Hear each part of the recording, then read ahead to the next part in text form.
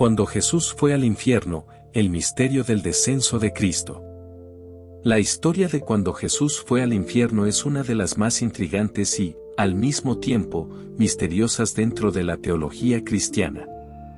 Este evento no se menciona de manera tan explícita en las Escrituras como otros eventos de la vida de Jesús, pero su significado es de crucial importancia para entender el plan divino de salvación que se llevó a cabo a través de la muerte, sepultura y resurrección de Cristo. La frase descendió al infierno aparece en el Credo de los Apóstoles, un antiguo resumen de la fe cristiana que afirma que, después de morir en la cruz, Jesús descendió a los infiernos antes de resucitar al tercer día. Este artículo tiene como objetivo explorar y desentrañar el profundo significado de este evento. Examinaremos lo que la Biblia dice sobre el descenso de Jesús al infierno, qué implicaciones tiene para los creyentes y por qué es un aspecto esencial del sacrificio de Cristo por la humanidad. 1. ¿Qué significa que Jesús descendió al infierno? El Credo de los Apóstoles es uno de los documentos más antiguos que se han utilizado en la Iglesia cristiana para explicar los fundamentos de la fe. En este credo, se dice, descendió al infierno, lo cual ha sido interpretado de diferentes maneras a lo largo de la historia.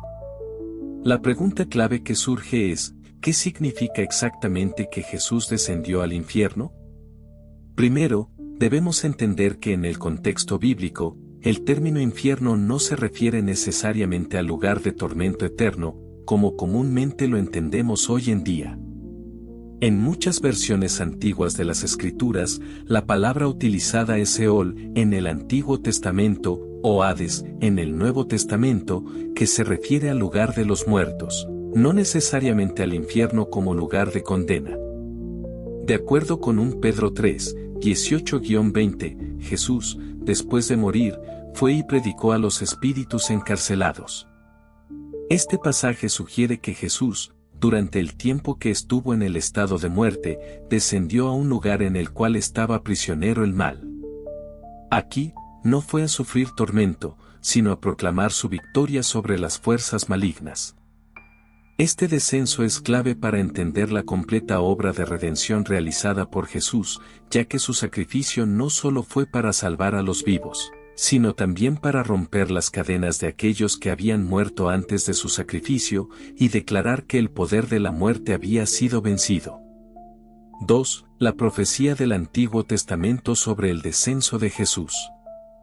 Aunque la idea de que Jesús descendería al infierno no está explícitamente mencionada en el Antiguo Testamento, sí hay varias profecías y tipos que apuntan a este hecho, especialmente en relación con su sacrificio. En el Salmo 16:10, el rey David dice, «Porque no dejarás mi alma en el Seol, ni permitirás que tu santo vea corrupción». Este versículo es una profecía del Mesías, quien no sería dejado en el Seol, el lugar de los muertos, sino que sería liberado. Este salmo es muy importante porque indica que el Mesías no se quedaría en la muerte, sino que saldría victorioso. Cuando Jesús muere en la cruz, su sacrificio va más allá de la muerte física, Él desciende al lugar de los muertos, como una manera de afirmar que no hay poder ni autoridad más grande que Él, ni siquiera la muerte misma. En el Salmo 22, que es conocido como un salmo mesiánico, David describe de manera profética el sufrimiento del Mesías en la cruz, pero también hace una referencia indirecta a la victoria final sobre la muerte. Jesús citó este salmo en la cruz, Dios mío, ¿por qué me has desamparado?, lo cual muestra que, aunque la muerte parecía ser la victoria del mal, en realidad era parte del plan divino para la salvación del mundo. 3. ¿Dónde fue Jesús después de su muerte? Después de que Jesús expiró en la cruz, su cuerpo fue colocado en una tumba, pero su espíritu no quedó inactivo. La Biblia enseña que, durante el tiempo en que Jesús estuvo muerto, descendió al Hades o Seol, el lugar de los muertos. Efesios 4, 9-10 dice, Él descendió a las partes más bajas de la tierra, para que Él pudiera llenar todas las cosas. Este pasaje sugiere que Jesús descendió al Seol para cumplir una misión específica, proclamar su victoria sobre las potestades malignas. Esto no significa que Jesús fue al infierno en el sentido de sufrir tormento eterno, sino que fue a un lugar de autoridad espiritual para conquistar las fuerzas del mal. Es en este contexto que Jesús predica a los espíritus encarcelados, como menciona un Pedro 3:19. Algunos estudiosos creen que estos espíritus eran los ángeles caídos que estaban en el Seol debido a su rebelión durante los tiempos de Noé, mientras que otros interpretan esto como una proclamación general de victoria sobre la muerte. La muerte de Jesús fue el acto definitivo de redención. No solo murió en la cruz para perdonar nuestros pecados, sino que también, en su descenso al infierno, tomó sobre él el juicio y venció el poder del pecado y la muerte, para liberar a todos los que creen en él. 4. La victoria de Jesús en el infierno, triunfo sobre las potestades. Un punto clave para entender por qué Jesús descendió al infierno es que él triunfó sobre los principados y potestades, Colosenses 2:15. Cuando Jesús muere y desciende a los infiernos, no es para sufrir, sino para declarar su victoria sobre el mal. Durante esos 3 días, Él no está siendo derrotado, sino que está demostrando que su muerte ha derrotado al pecado, a la muerte y a todas las fuerzas malignas. La resurrección de Jesús al tercer día ratifica su victoria. Al levantarse de entre los muertos, Jesús muestra que la muerte no tiene más poder sobre Él. Este evento es lo que garantiza la esperanza de los creyentes, pues a través de su victoria sobre la muerte, nos da la promesa de vida eterna. 5. ¿Qué implica el descenso de Jesús para nosotros hoy? El descenso de Jesús al infierno no es solo una cuestión histórica o teológica, sino que tiene profundas implicaciones para los creyentes. A través de este evento, Jesús nos da la victoria sobre la muerte, el pecado y el infierno. Cuando creemos en Él, nos unimos a su victoria, y Él nos da la autoridad para vencer las fuerzas del mal en nuestras propias vidas. En Romanos 8:1, se nos asegura, ahora, pues, ninguna condenación hay para los que están en Cristo Jesús.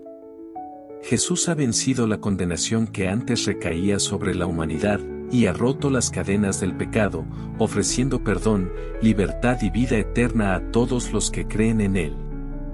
El descenso al infierno también es un recordatorio de que Cristo vivió cada parte de nuestra experiencia humana, incluyendo la separación de Dios que experimentó en su muerte. Al identificarse con nosotros en su muerte, Él nos ofrece una relación cercana y redentora, donde ya no estamos separados de Dios. 6. La resurrección y el triunfo definitivo de Jesús.